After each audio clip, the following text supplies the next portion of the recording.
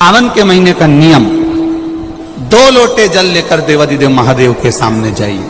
यहां अशोक सुंदरी वाली जगह से दोनों धार एक साथ चढ़ाना प्रारंभ करिए और करते करते वो धार शंकर भगवान के शिवलिंग पर ले जाकर छोड़ दीजिए। ये सावन के महीने के अगर आपने मात्र 7 दिन भी लगातार अगर ये धार आपने चढ़ा ली है तो देवादिदेव महादेव की कृपा से 3-4 महीने में सूचना आपको प्राप्त हो ही जाए। आपके घर के पास में जो शिवालय है भगवान शंकर का एक छोटा सा शिवलिंग है। मानो अगर दिल से तुमने मान लिया कि ये केदारनाथ है, दिल से तुमने मान लिया कि महाकाल है, दिल से तुमने मान लिया कि भीमा शंकर है, दिल से तुमने मान लिया कि ये मल्लिकार्जुन है, दिल से तुमने मान लिया कि विश्वनाथ है। जिस दिन तुम्हारा मन पर जाए, श्रावण के महीने में जब तुम 2 लोटा जल चढ़ाने के लिए जाओगे,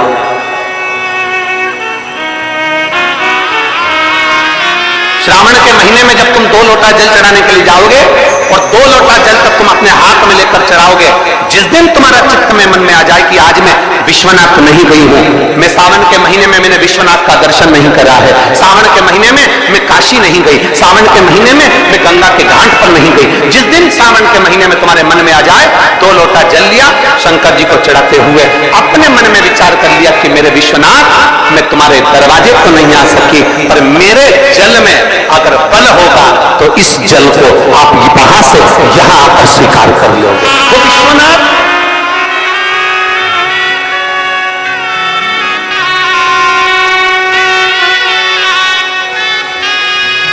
पहला दिन लगे 2 लोटा जल चालू कर दो। श्रावण के पूरे महीने 2 लोटा जल अपने घर से लेकर जाओ और अपने घर से जब जल लेकर जाओ तो ये विचार कर कर जाना, आज मैं शिव को काशी में, आज मैं शिव को केदार में, आज शिव को अमरनाथ में, आज शिव को भीमा शंकर में, आज शिव को मल्लिकार्जुन में। और फिर निवेदन करूंगा, जिस बहन को 19 और 20 साल तक भी औलाद नहीं हुई हो तो कृष्णेश्वर महादेव का नाम लेकर 2 लोटा जल तुम्बकेश्वर महादेव का नाम लेकर चढ़ा कर देखना, सावन के बाद में बाबा संतान जरूर देगा, झोली जरूर भरेगा।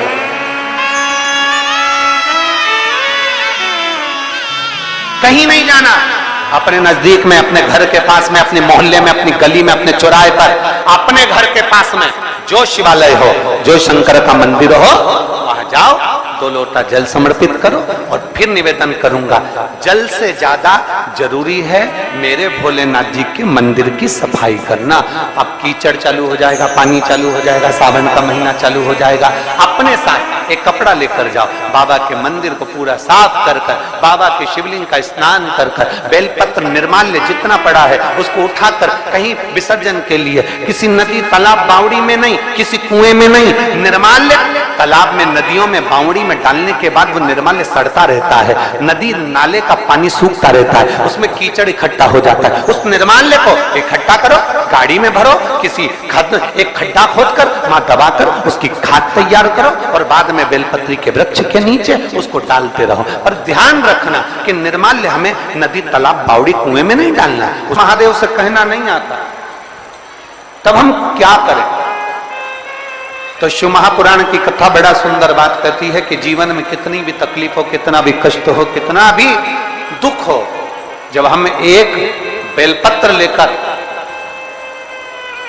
भगवान शिव को समर्पित करने के लिए जाते हैं और दिल से, हृदय से, भाव से जब एक बेलपत्र समर्पित करते हैं और 1 लोटा जल अशोक सुंदरी पर चढ़ाने के बाद हम देवादिदेव महादेव को जब समर्पित करते हैं तो ये निश्चित है हमारे दुख, हमारी तकलीफ, हमारे कष्ट को मेरा शंभु काट का जरूर है, ये निश्चित था। बोल बम का नारा है, जरा जम के बोल बम का नारा है, सारी समस्या का हल। जब हमारे भीतर कोई तकलीफ होती है, हमारे भीतर जब कोई कष्ट होता है, हमारे भीतर जब कोई दर्द होता है, हमारे भीतर जब कोई दुख होता है, तब हम देवादिदेव महादेव को 1 लोटा जल समर्पित कर कर अपने हृदय की बात भगवान शिव से जरूर करते हैं। जरूर थोड़ी सी भी विषम परिस्थिति चल रही है, थोड़ी थोड़ा भी तकलीफ चल रही है, थोड़ा भी कष्ट आया है जीवन में, थोड़ा भी दुख, थोड़ी भी तकलीफ, थोड़ा भी दर्द, थोड़ा भी कष्ट अगर आपके जीवन में आया है तो शिव महापुराण की कथा कहती है सबसे पहले भगवान शंकर की शरणागति में जाए, भगवान शिव के पास जाए।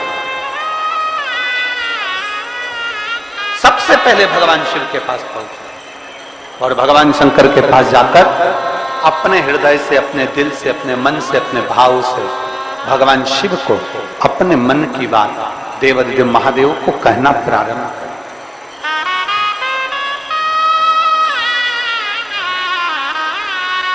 अपने भीतर जो संशय है, अपने भीतर जो संशय उत्पन्न हुआ है, अपने भीतर जो हम संशय में आए हैं, उस संशय को मिटाने के लिए, अपने भीतर के दुख को, अपने भीतर की तकलीफ को, अपने भीतर के कष्ट को मिटाने के लिए कहीं दूसरी जगह नहीं जाए। शिव महापुराण की कथा कहती है अगर जीवन में दुख भी आया है, तकलीफ भी आई है, कष्ट भी आया है, पड़ोसी के यहाँ, रिश्तेदारों को, नातेदारों को, कुटुंब को, कबीले को जाकर कहोगे, वो दुख मिटने वाला नहीं, वो संशय समाप्त होने वाला नहीं, वो तकलीफ समाप्त होने वाली नहीं, वो दुख समाप्त होने वाला नहीं है। अगर जीवन में संशय आया है, जीवन में अगर तकलीफ आई है, जीवन में अगर कष्ट आया है, तो हमें शिव की शरणागति ग्रहण कर लेना चाहिए। एक लोटा जल हाथ में लेकर भगवान शिव से अपने दिल की बात, अपने मन की बात भगवान शंकर को जरूर जाकर कहना चाहिए। कर रहे हो ये आपके ऊपर निर्भर करता है। मां, महात्मा और परमात्मा,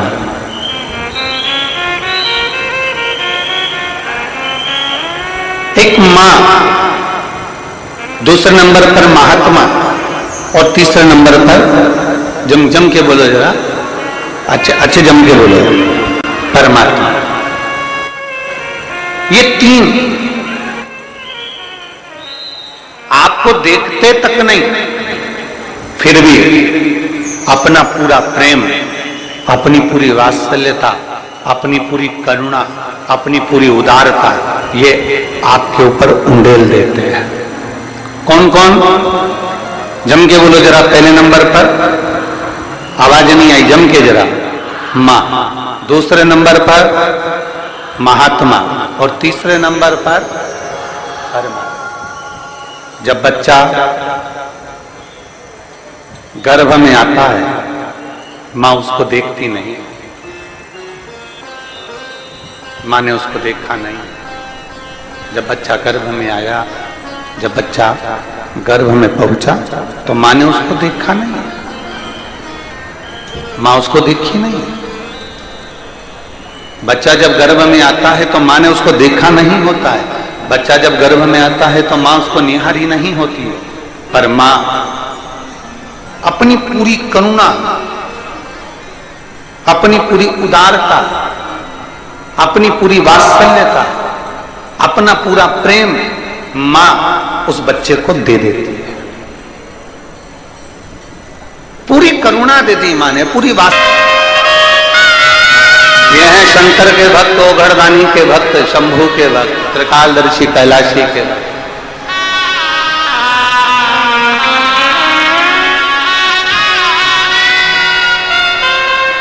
अपने नेत्रों से दर्शन करते रहते हैं। भगवान ब्रह्मा अपने नेत्रों से दर्शन करते रहते हैं, पर शंकर जी के नेत्र बंद रहते हैं, शिव जी के नेत्र बंद रहते हैं। शंकर भगवान समाधि में डूबे रहते हैं, शंकर भगवान समाधि में लीन रहते हैं। तो कई लोग, कई जिनके मुख में जो आता है, जिनके विचारों में जो आता है, वो कह देते हैं कि शंकर जी की आराधना नहीं करना चाहिए, क्योंकि शंकर तो समाधि में डूबे रहते हैं, वो तो देखते ही नहीं है। पर उनको समझाना यह है कि नानू मां का चरित्र कह रहा है कि नानू मां के पिता मछली पकड़ने का जाल बनाते हैं और ध्यान नानू मां पर रहता है। एक पनिहारन पानी को लेकर जाती है, सिर पर हंडे पर हंडा, मटके पर मटका, मटके पर मटका, मटके पर मटका रखती है, चलती जाती है, पड़ोसन से बात करती है, पर ध्यान मटके पर रहता है। एक माँ अपने बच्चे को लेकर बाजार में जाती है, सामान कितना भी खरीदे पर बच्चे पर ध्यान रहता है। एक पिता अपने काम में ध्यान देता रहता है। उसी तरह मेरा ओगढ़धानी भले नेत्र बनकर कर समाधि में डूबा हुआ हो, पर जो एक लोटा जल चढ़ाता है मेरे शंकर का ध्यान उस पर बना ही रहता है। वृक्ष लता से स्नान कराऊंगी, ये अपने भीतर एक संकल्प अपने भीतर लेना है कि श्रावण के महीने में हमें शिव को कैसे रिझाना है, शंकर को कैसे प्रसन्न करना है, शंकर को कैसे प्रकट करना है। शंकर को देव अधिदेव महादेव को पकड़ने का जाल इंसान नहीं बना सकता, वो तो शंकर देव अधिदेव महादेव किसी के दिल में आकर बैठ जाते हैं तो वो हृदय के जाल में शंकर को पकड़कर अपने दिल में बिठा लेता है। कोई कोई लिंग के सम्मुख में सत्य बोला है। घर में जब शुभ आयोजन होगा, घर में जब शुभ शकुन होगा, घर में जब शुभ कार्य किया जाएगा, घर में जब वंश की वृद्धि हो रही होगी, घर में कोई नया मेहमान आ रहा होगा, घर में कोई आतिथ्य हो रहा होगा, कोई नया मुहूर्त हो रहा होगा, तब हे नारायण आप सत्य बोले हो, इसलिए आपकी पवित्र पूजन प्रत्येक घर में पूर्णिमा, अमावस्या, एकादशी, द्वादशी, संक्रांति आदि का अधिक दिन आपके इस स्वरूप की पूजन पूरा ब्रह्मांड करेगा और आपको लोग सत्यनारायण भगवान के नाम से पुकारेंगे। बोल सत्यनारायण भगवान की। इसीलिए स्कंद पुराण का रेवा खंड कहता है, इसलिए हमारे यहाँ जब सत्यनारायण भगवान की हम कथा श्रवण करते हैं, प्रथम अध्याय पूर्ण होता है, द्वितीय अध्याय पूर्ण होता है, तो विद्वान ब्राह्मण जन कहते हैं इति श्री रेवा खंडे प्रथम अध्याय। तो ऐसा रेवा खंड में से भगवान सत्यनारायण के सुंदर स्वरूप का वर्णन आता है, शिव महापुराण में से भगवान सत्यनारायण के स्वरूप का वर्णन आता है, भगवान शिव की पवित्र कथा का वर्णन आता है, भगवान शंकर के सुंदर स्वरूप का वर्णन आता है, और भगवान नारायण का एक नाम सत्यनारायण है। महीने, 2 महीने, 3 महीने, 6 महीने, 4 महीने, 8 महीने, 10 महीने, 12 महीने में एक नियम बना लो कि हमारे घर में हम सत्यनारायण भगवान की कथा किसी ब्राह्मण जन को बुलाकर करवाकर यज्ञ ग्यारी करवाकर अपने जीवन को सार्थक बनाएंगे, क्योंकि सत्यनारायण की कथा भी शिव की कृपा के आनंद में होती है। कहते हैं जहां सत्यनारायण की कथा होती है वहां शंकर की भी कृपा नित्य बनी रहती है, क्योंकि शिव ने ही तो उपदेश दिया है।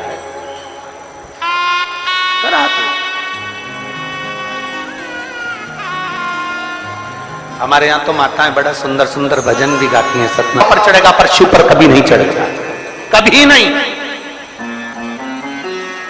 गौ माता तू झूठ बोली है मेरे सामने, तेरा पूरा शरीर पुजाएगा। कन्यादान, वस्त्रदान, मुद्रादान, स्वर्णदान, अन्नदान, सारे दान आगे से होंगे, पर गौदान पीछे से होगा। गाय की पूंछ पकड़कर किया जाएगा, क्योंकि तू झूठ बोल गई मेरे सामने। सारे देवताओं की परिक्रमा आगे से, पर गौ माता की परिक्रमा पीछे से होगी। गाय की परिक्रमा आगे से नहीं होती, पीछे से चालू होकर पीछे विराम होता। तू झूठ बोल गई मेरे सामने। गौ माता तू जगत की मां कहलाती है। गाय माता भी कहती है मुझे क्षमा कर, मेरे मुख से झूठ निकल गया। केतकी का फूल कहता क्षमा करिए, मेरे मुख से झूठ निकल गया। ब्रह्मा जी क्षमा नहीं मांगे, क्षमा नहीं। ब्रह्मदेव कह रहे हैं कि आकाशवाणी झूठी है। आकाशवाणी झूठी? भगवान शंकर ने अपने तुरंत पैर का नख तोड़कर फेंका, काल भैरव प्रकट कर लिया।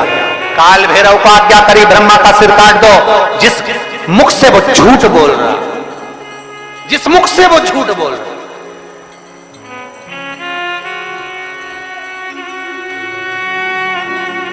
ब्रह्मा जी के सम्मुख में काल भैरव प्रकट हो गए। काल भैरव ने अपना हाथ की उंगली का नख तोड़कर फेंककर ब्रह्मा जी के शीश को काट दिया। कटा हुआ सिर लुढ़कता लुढ़कता गया, उनके रक्त निकलता गया। कटा शीश भी झूठ बोलता रहा, झूठ बोलता। सत्य को प्रमाण की जरूरत नहीं होती, पर झूठ को प्रमाण चाहिए। सत्य एक दिन उजागर होता ही है, उसको कितना भी दबाया जाए, सत्य को कितना भी दबा ले वो उजागर होगा। आज नहीं तो कल होगा, कल नहीं तो परसों होगा, आने वाली पीढ़ी को होगा, और सत्य सामने जरूर आए। सत्य को कोई नहीं दबा सकता, चाहे दुनिया में कितना भी प्रपंच रच लो, चाहे दुनिया में कितना भी पाखंड रच लो, सत्य को दबाने के लिए तुम सारी पूरी जिंदगी निकाल देना, पर एक दिन सत्य सत्य होता है और सत्य दुनिया के सामने आता जरूर है। दब नहीं सकता, दम नहीं। कितना दबाओगे, सत्य को कितना झुकाने का प्रयास करोगे, सत्य को कितना दबाने का प्रयास करोगे। सत्य सम्मुख है, जिसके तट पर उत्तर प्रदेश की गवर्नमेंट ने बड़े बड़े बोर्ड लगाकर रखे हैं, यह कर्मनाशा है, इसमें हाथ ना लगाइए, यह कर्मनाशा है, इसमें अगर कोई इसके पानी का छींटा भी लग जाता है तो 7 पीढ़ी में किया गया पुण्य छिन्न हो जाता है। ऐसी कर्मनाशा नदी जिस पर पक्षी भी अपनी चोंच में जल नहीं भरता, जिस नदी का जल एक श्वान भी नहीं पीता, वो कर्मनाशा आज भी बहती है और बड़े बड़े बोर्ड लगे हैं। इस कर्मनाशा नदी का स्पर्श ना किया जाए। विद्वान, चतुर, संत, साधु, सन्यासी, तपस्वी उस कर्मनाशा नदी को कभी पार भी नहीं करते, क्योंकि कर्मनाशा के जल का छींटा लग गया तो हमारी पीढ़ी दर पीढ़ी में किया गया पुण्य समाप्त हो जाता है। कर्मनाशा आज भी जो ब्रह्मा जी के